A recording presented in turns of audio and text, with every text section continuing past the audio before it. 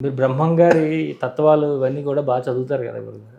చిన్నప్పుడు పల్లెల్లో మా నాన్న వాళ్ళు గురుబోధ వాళ్ళు ఉన్నప్పుడు చెప్పేవాళ్ళు. హ్మ్. అప్పుడు అవి అలాగే మైండ్‌లో ఉన్నాయి. హ్మ్. అప్పుడప్పుడు అవి ఇప్పుడు అలాగే మనం భజనలు చేపిస్తాం గదా! ఇప్పుడు ఆశ్రమంలో. అవును. ఇంక రోజంతా అలాగే వచ్చాయన్నమాట. ఏంటి ఏమైనా చెప్తారా మాకోసం కొన్ని? అందరికీ తెలిసినటువంటిది ఒకటి ఆధ్యాత్మిక సంబంధించింది ఒక హ్మ్. తత్వం చెప్తా. చెంచలంబగు జగతిలో పుల శాశ్వతంబొకటేదిరా కన్ను మూసి తెరచినంతట కలిమిలే మలుమారురా చెంచలంబగు జగతిలో పుల శాశ్వతం ఒకటేదిరా కన్ను మూసి తెరచినంతట కలిమిలే మలుమారురా మాయ సంసారంబురా ఇది మనసు నిలుకడలేదురా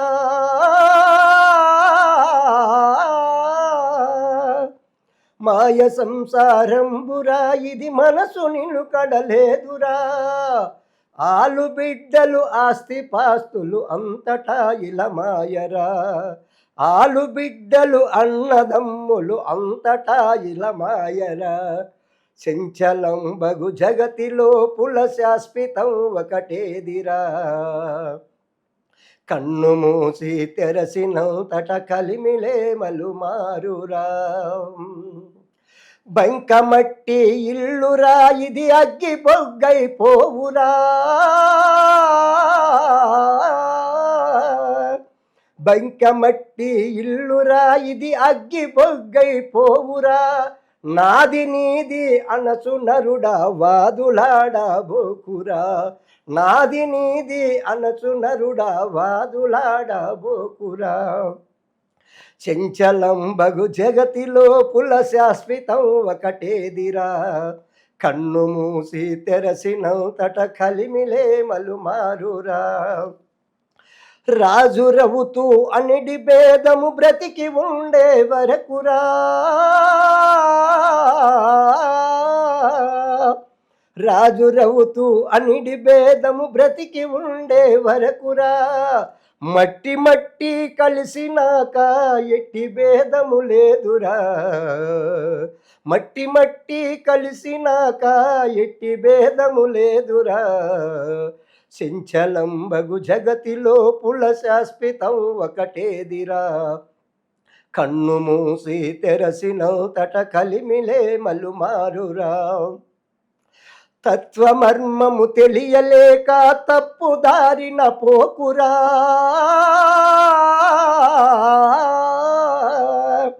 తత్వమర్మము తెలియలేక తప్పుదారిన పోకురా ఆత్మ ఎప్పుడు చావులేక అంతటా వెలుగౌనురా ఆత్మ ఎప్పుడు చావులేక అంతటా వెలుగౌనురా చెంచలంబగు జగతిలో పుల శాశ్వతం ఒకటేదిరా కన్ను మూసి తెరసినంతట కలిమిలే మలుమారురా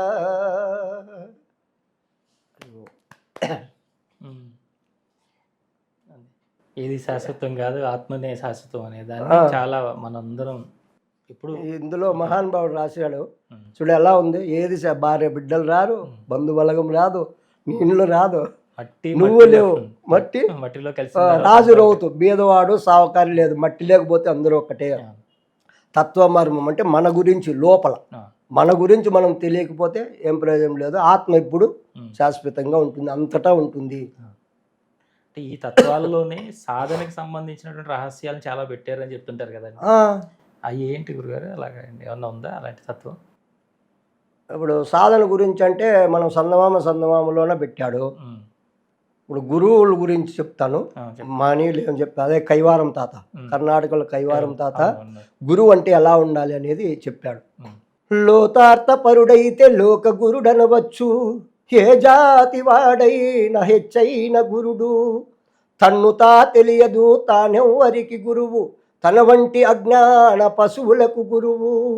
వాడ మీద ఎక్కి వాడబేరము పోతే నట్ట నడివారదిలో మునిగినట్లాయన్.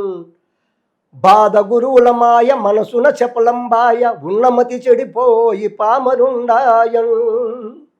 సచ్చి సావని గురుడు సర్వజ్ఞుడా గనుడు, ముచ్చు గురులకెల్ల వచ్చు యమబాధ. ఇలా చెప్పాడు మహనీయుడు. లోతార్థపరుడైతే అంటే లోపల తన్ను తాను తెలుసుకుంటే లోకానికే గురువు. తన గురించే తాళ్ళకి తెలియనప్పుడు ఇంకొకరికి ఎలా అలాంటి వాళ్ళకి చెప్తాడు. ఎన్ని రకాల గురువులు ఉన్నారో దీంట్లో చెప్తారు. బాధ గురువు, బోధ గురువు. ఇప్పుడు జ్ఞానం పంచేవాడు తను నేర్చుకున్నటువంటి గురువు ద్వారా నేర్చుకున్నటువంటి విద్యను దాపెట్టుకోకుండా జనాలకు చెప్పి వాళ్ళను ఉద్ధరించేవాడు బోధ గురువు.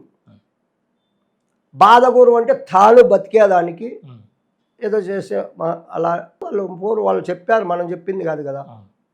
అలాగే వాళ్ళు సచ్చి సావని గురుడు సర్వజ్ఞుడాగనుడు, చచ్చిపోయినా బతికినట్లు ఉంటాడు, అతను సర్వజ్ఞుడు. ముచ్చు గురులకెల్లా వచ్చేమో బాధ అంటే మరణం అందరికీ మామూలు, అలాంటి వాళ్ళకి మరణం వస్తుంది, మామూలుగా చచ్చిపోయినట్లే అందరు అలాగే ఉంటారు అని వాళ్ళు ఎంత బాగా చెప్పారు. ఇంకా ఒకటి చెప్పాడు, నాభి కమలంబున అరి వికసిత కుసుమంబు నడుమ దివ్య దీపము వలి మలుగుచుండున వెలుగు, అది చూడక గురువను పలుకువాడు గార్ధబంబు. ఇక్కడ జఠరాగ్ని ఉంది కదా నాభిలో, ఇందులో ఉంటే బ్రహ్మ పుట్టాడు కదా విష్ణువు దీని నుంచి. నాభిల్ కమలమున హరి వికసిత కుసుమంబు నడవ దివ్య దీపం వల్లే మలుగుచున్నాను. అక్కడ ఆ అగ్ని దివ్య దీపంలా కనిపిస్తుంది. దాన్ని చూడక గురువు అని చెప్పేవాడు గాడితో సమానము అన్నాడు. వాడు మహనీయులు వాళ్ళన్నీ పాటించి వాళ్ళు ఇవన్నీ చూసే చెప్పారు. కళ్ళు కుండల దగ్గర సందడి ఎక్కువ ఉండు, సల్ల కుండ దగ్గర ఎవరు ఉండరు అన్నాడు. అంటే మజ్జిగ దగ్గర ఎవరు ఉండరు, కళ్ళు దగ్గర చూడుతూ జనం ఉంటారు. అలాంటివన్నీ చెప్పారు మహనీయులు. అవే కావాలి ఇప్పుడు జనాలకు, అంతే కదా. మన ఇంకా వాళ్ళ ఇప్పుడు ఇక్కడ ఏముందంటే ఇది స్వతంత్రం, ఎవరికి ఇష్టం వచ్చినట్లు వాళ్ళు బతకచ్చు. ఇక్కడ ఎవరు వాడు తప్పు వీడు కరెక్ట్ అనేది ఎవరికి అర్హత లేదు. ఉందా? లేదు. వాళ్ళ మనోభావాలు ఎలా ఉంటాయో అలాగే వాళ్ళు కాలమాన పరిస్థితులు బట్టి అలా మార్పులు చెందుతూ ఉంటారు.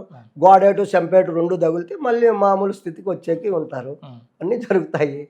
మరి ఇక్కడ ఎవరు నిలబెట్టి లేడు, ఎవరు కాపాడలేడు, అంతే కదా. వాడిని వాడే సరిదిద్దుకోవాలి. ఇప్పుడు మన విజయనగరంలో మన ఆశ్రమం దగ్గర గంగచోళపేట ఆశ్రమంలో జీవ సమాధులు ఉన్నాయి కదండి అక్కడ. ఉన్నాయి. 150-130 సంవత్సరాలు పైన సిద్ధ పురుషులే బతికినటువంటి వాళ్ళు జీవ సమాధులు పొందారు.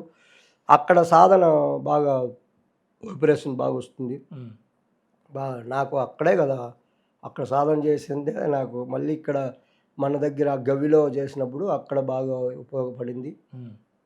ఇంకోటి చేసే దాన్ని బట్టి గురువు దగ్గర చేస్తే ఇప్పుడు ఈ సాధన ఎలా ఉంటుందంటే, ఏ సాధన నేర్చుకొని సొంతంగా వారి ఇంట్లో చేస్తే 20%, గుడిలో చేస్తే 40%, గోశాలలో చేస్తే 60%, గురువు దగ్గర ఉండి చేస్తే 100% ఉపయోగపడుతుందని మన వాళ్ళు చెప్పారు పెద్దలు.